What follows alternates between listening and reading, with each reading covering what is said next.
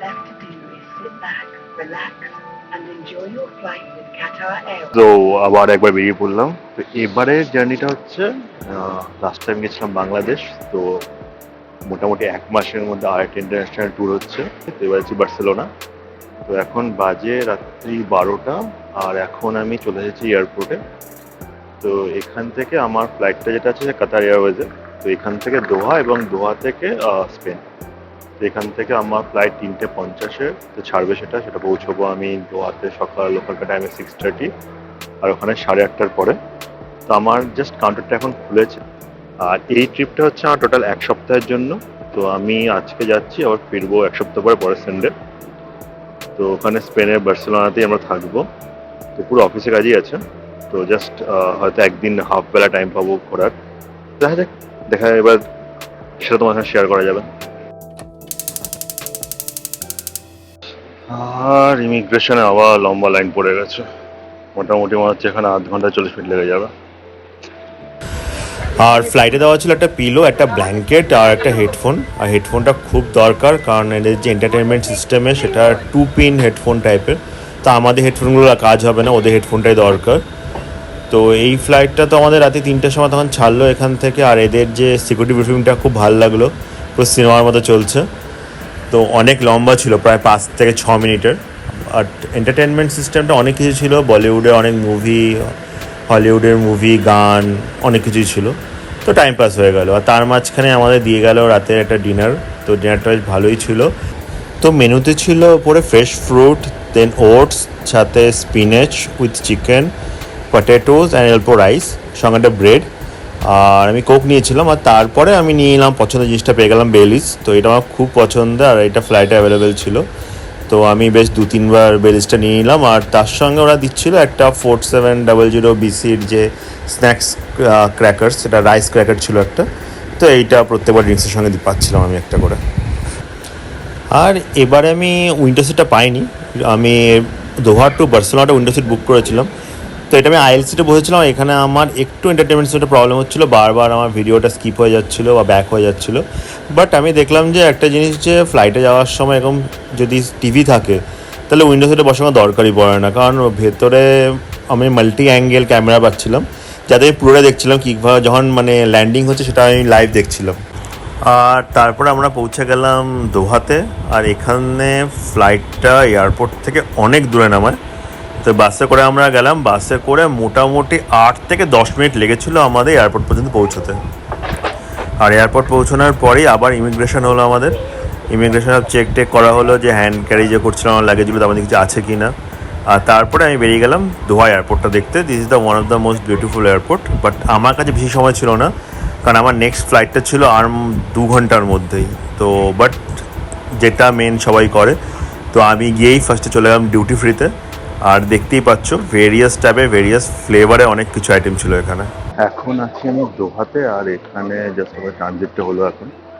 এখানে আমাদের যেহেতু ইন্ডিয়া থেকে ডিউটি ফ্রিতে দিতে হয়নি, তো এখান থেকে একটা ডিউটি ফ্রিতে তুলে নিলাম। তো এখানে আমার যেটা ভ্যালেন্টাইন নিলাম, তো সেটা আমার পড়ছিল 39 ইউএসডি মতো।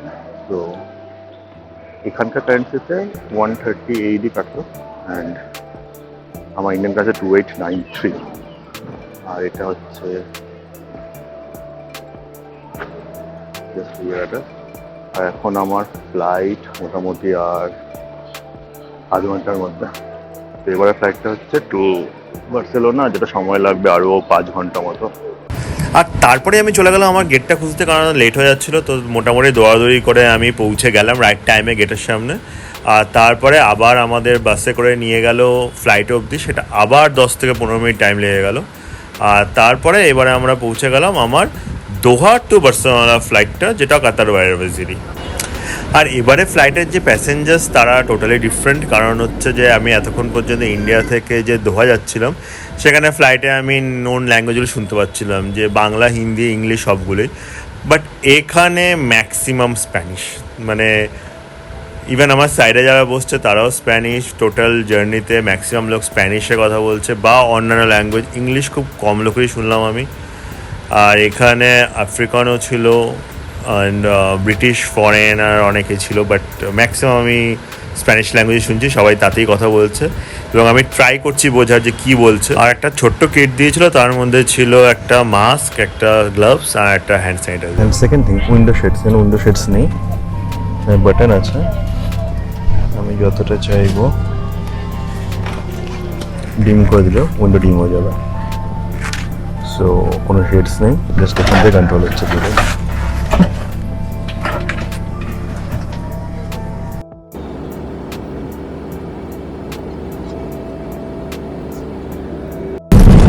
সো ইন্ডিয়ার টাইমে তখন বাজে 1টা, বাট এখানে মাত্র 10টা বাজে। আর এখন আমাদের লাঞ্চটা পেয়ে গেছি। তো লাঞ্চে তো সেটা থাকে, একটা স্যালাড আছে, ফ্রুট স্যালাড। এটা আমি জানি না, সকালে তো ওটস ছিল, এখন কিছু জানি না। আর এটা আমার চিকেন, মানে হিন্দু ইন্ডিয়ান মিল যেটা, সাথে নিলাম একটা বেলিজ, একটা ব্রেড, একটা স্প্রাইট। এইটা হচ্ছে আমাদের লাঞ্চ। তো পরোটা সঙ্গে একটা কিমা টাইপের কিছু দিয়েছে।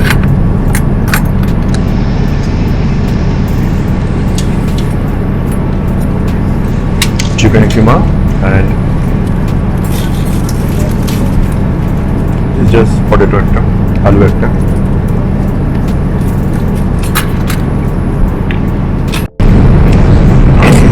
সেই ব্রেডের সঙ্গে কোনো জ্যাম বা বাটার ছিল না, বাট খেতে কিন্তু বাম্পার লাগছে। এটা টেস্ট ডিফারেন্ট একটা সেসমি দেওয়া একটা ব্রেড, টেস্ট কিন্তু খুবই ভালো লাগছে। আর এটা একটা সুইট আইটেম, এটা কি ডেজার্ট দিয়েছে একটা।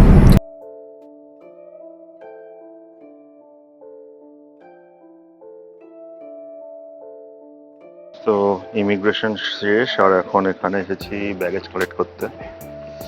তো এখানে ব্যাগেজের নাম্বারগুলো দেওয়া আছে। তো আমার হচ্ছে দোহা টু বার্সেলোনা, যেটা 145।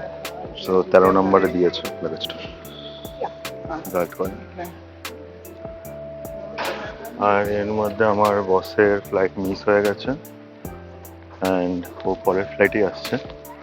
আর 13 নম্বর কাউন্টারে মনে হয় লাগেজ দেওয়া স্টার্ট হয়ে গেছে। ওকে, সো 15 আওয়ার্সে জার্নি করে লাস্ট অবধি পৌঁছলাম। আর ইমিগ্রেশনে খুব চাপ লাগছিল, কী বলছি কিছু বুঝতেই পারছিলাম না। সো আমি পৌঁছে গেছি এখন বার্সেলোনা এয়ারপোর্টে। তো আমার দুটো কানেক্টিং ফ্লাইট ছিল দোহা থেকে। তো ফার্স্ট আমার রাত্রিবেলা 11:30টার সময় আমি পৌঁছেছিলাম কলকাতা এয়ারপোর্ট। সেখান থেকে আমার 3:30টার সময় ফ্লাইট ছিল, সেটা দোহা পৌঁছলো 5.5 ঘন্টা জার্নি। সে দোহাতে 2 ঘন্টা লেওভার ছিল, আর তারপরে এইটা এখানে আসলো 6 ঘন্টা। তো এখন ইন্ডিয়ার টাইম হিসাবে বাজে সন্ধে 7:10, বাট এখানকার টাইম হিসাবে কিন্তু এটা অনেকটাই কম। এখানে এখন মাত্র 3টে বাজে মনে হয়। তো এখানে 2:30টার সময় ফ্লাইট ল্যান্ড হয়েছে, 3:40 বাজে এখানে টাইম হিসাবে। আর কলকাতা হিসাবে 7:11। আর এখন জাস্ট এখানে জল কিন্তু খুবই কম পাওয়া যাচ্ছে, মানে জল বলে শুধু হাফ গ্লাস করে জল দিচ্ছে। তো এখানে নেমে একটা ভেন্ডিং মেশিন পেলাম। তো এখান থেকে সেলফ সার্ভিস, আর এখানে আমাদের ইন্ডিয়ান ডেবিট কার্ডই ট্যাপ করে হয়ে যাচ্ছে। তো ওখানে জল নিলাম একটা, তো একটা 500 ml জলের বোতল, সেটা আমার পড়লো 2 ইউরো, মানে 187 রুপিস আমার চার্জ হলো। এর জন্য ট্যাপ ওয়াটার খায় এখানকার লোকরা, বুঝতে পারছি। আর 10 টাকার বোতল 187। আর এখান থেকে এবার আমরা যাবো হচ্ছে একটা ভোড়া পোর্ট বলে আমাদের যে সেটা হোটেলটা। তো সেটা এখান থেকে লাগবে আমাদের মিনিট 26-27 মতো। আর সেইটার জন্য আমাদের যে যাবো আমরা, সেটা হচ্ছে ক্যাবি 5 একটা ক্যাব আছে, সেটাই নেবো সম্ভবত। কারণ তাতে আমরা দেখছিলাম $30-35 হয়ে যাচ্ছে, সরি 30-35 ইউরোতে লাগছিল এটা। তো 3,500 মধ্যে হয়ে যাবে। আর নতুবা আরেকটা ক্যাব যাবে, সেটা 40 ইউরোর মতো যাচ্ছে। আর নতুবা যে অন্য যে সার্ভিস অপশান আছে, সেটা হচ্ছে বাস অ্যান্ড মেট্রো। তো এখানে টার্মিনাল 1 থেকে একটা মেট্রো ছাড়ে, আমি দেখছিলাম ম্যাপে। তো এখানে একটা ভালো একটা অ্যাপও ইনস্টল করে নিয়েছি আমি, যেটা হচ্ছে ম্যাপস মি বলে। তো এইটা মানে দেখিয়ে দেয় যে কোথায় আছি, কীভাবে যেতে হবে সব কিছু। তো ওই অ্যাপটাতে দেখছিলাম যে এখান থেকে মেট্রো একটা আছে, যে টার্মিনাল 1-এর ভেতর থেকেই ছাড়বে। আর দেন আছে বাস। এখানে আমি জিজ্ঞেস করলাম একজনকে, তো সে বললো যে ব্লু বয়েস। তো ফার্স্টে বুঝতে পারিনি, বুঝলাম যে ব্লু বাস। তো ব্লু বাস যাবে, একটা আমাকে ব্লু বাসে একটা লোকেশন যেতে হবে, সেখান থেকে রেড বাস করে আমাকে সিটি সেন্টার যেতে হবে। অত খাটনি করতে পারছি না কারণ লাগেজটাও বড় আছে। আর এখানে ইমিগ্রেশন সেন্টারে প্রচুর লম্বা লাইন ছিল, প্রায় 20-25 জন ছিল আমার আগে, আমার আগে ছিল 40-50 জন আমার আগে ছিল, আমার পেছনে 150 থেকে 200 জন ছিল। আর ইমিগ্রেশন অফিসার আমার সঙ্গে প্রচুর স্প্যানিশে গল্প করে গেল। তো আমি এখানে দুটো জিনিস শিখে নিয়েছি, একটা হচ্ছে হোলা, আর সেকেন্ড থিং হচ্ছে নো সে স্প্যানিয়ালো, মানে আমি স্প্যানিশ বলতে পারি না, সেটা লোকটাকে বললামও, বাট লোকটা তাও আমার সঙ্গে গল্প করে গেল অনেক কিছু। আর পাশে যে ওর লিখছে তার সঙ্গে হাসাহাসি করছিল, করে আমি ভাবলাম যে স্ট্যাম্পটা তো দিয়ে দে ভাই, তারপরে যা ইচ্ছা কর। তো স্ট্যাম্প দিয়ে দিল আর বেরিয়ে গেলাম আমরা। আর এবারে এখানে তো বাজে মাত্র এখন 3টে আর 3:30, আমার বসও তখন এসে গেছে মনে হয়। তো বেরোলে পরে আমরা যাচ্ছি, দেখাচ্ছি শহরটা। আর বিকেলবেলা একটু প্ল্যান আছে বেরোনোর, এখানে দেখলাম সূর্য মনে হয় রাত্রি 8টার সময় আসতে যায়, তো একটু আমার সন্ধ্যাটা পেয়ে যাবো। আর কালকে থেকে তো একটু কাজে বিজি থাকবো, বাট শনিবার দিন আমার ফ্রি টাইম পাবো, তার মাঝখানে বিকেলবেলাগুলো ফ্রি টাইম থাকবে, তো আশপাশে জায়গাগুলো ঘুরে দেখবে। চলো এবার যাওয়া যাক। ওয়্যারলেস চার্জিং আছে, তাই এখানে ওয়্যারলেস চার্জিংয়ে রেখে দিলে চার্জ হওয়া স্টার্ট হয়ে গেল। এখানে একটা কাউন্টার আছে, কতক্ষণে আসে দেখি এবার।